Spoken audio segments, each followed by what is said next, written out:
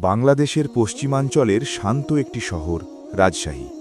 পদ্মার হাওয়ায় ভোরগুলো নরম, সন্ধ্যাগুলো আজানের ধ্বনিতে ভরে ওঠে। শহরের এক পুরনো মহল্লায় থাকত সাদমান, বয়স ৩০-এর কাছাকাছি।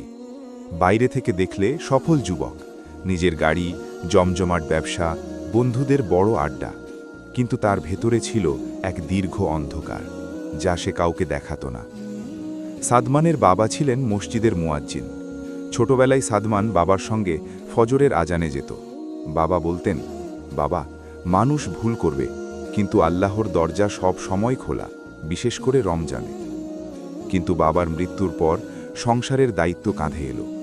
অল্প বয়সে ব্যবসা শুরু করল। প্রথমে ছোট্ট একটি পাইকারি দোকান, তারপর ধীরে ধীরে বড় হলো। কিন্তু প্রতিযোগিতার বাজারে টিকে থাকতে গিয়ে সে কিছু আপোস করল।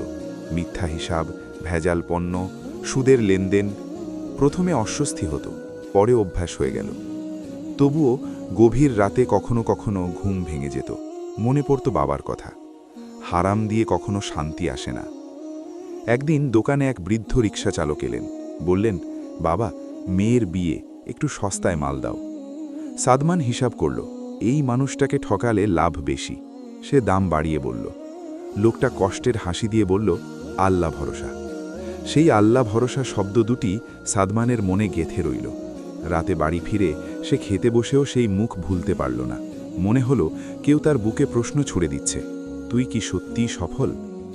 শাবান মাসের শেষ দিকে মসজিদে ঘোষণা হলো, চাঁদ দেখা গেলে পরদিন রোজা। শহর জুড়ে এক অদ্ভুত উত্তেজনা। বাজারে খেজুর, ছোলা, বুট, সেমাইয়ের গন্ধ। চাঁদ দেখা গেল। প্রথম তারাবির রাতে সাদমান বহুদিন পর মসজিদে গেল। ইমাম তিলাওয়াত করছিলেন, আল্লাহ ক্ষমাশীল, পরম দয়ালু। সাদমানের চোখ ভিজে উঠল। মনে হলো এতদিন পর যেন সে নিজের ঘরে ফিরেছে। প্রথম রোজার দিন দোকানে গিয়ে সে সিদ্ধান্ত নিল, আজ কারো সঙ্গে অন্যায় করবে না। ঠিক তখনই সেই রিক্সাচালক আবার এলেন, কিছু টাকা কম নিয়ে। সাদমান থমকে গেল। সে আগের দিনের অতিরিক্ত নেওয়া টাকা বের করে বলল, চাচা, আমি ভুল করেছি, এটা আপনার টাকা। লোকটি কেঁদে ফেললেন, বললেন, রমজান তোমার জন্য রহমত হয়ে আসুক। এই দোয়া যেন সাদমানের হৃদয়ে এক নতুন আলো জ্বালালো। কিন্তু তার গুনাহ শুধু একদিনের নয়।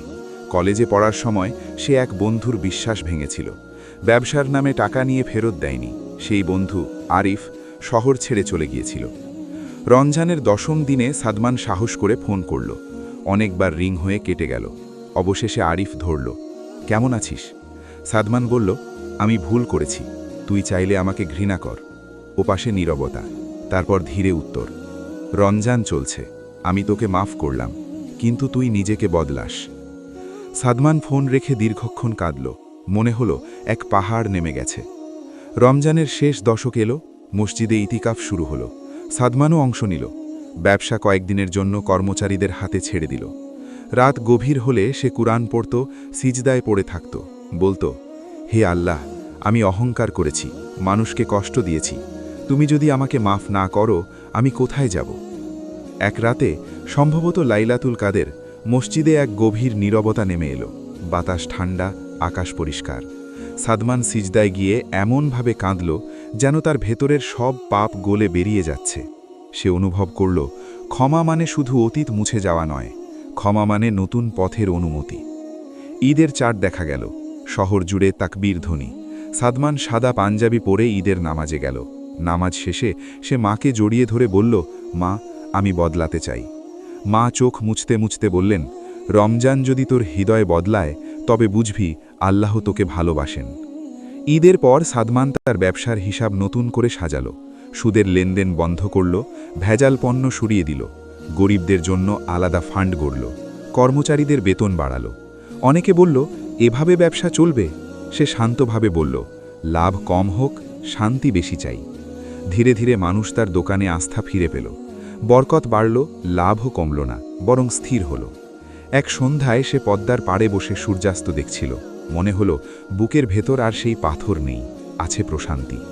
সে বুঝল, গুনাহ মাফ হওয়া শুধু একটি বিশ্বাস নয়, এটি একটি অনুভূতি যা মানুষকে ভিতর থেকে বদলে দেয়। রমজান তাকে শিখিয়েছে, ভুল স্বীকার করা দুর্বলতা নয়, ক্ষমা চাওয়া লজ্জার নয়, আল্লাহর দরজা কখনো বন্ধ হয় না।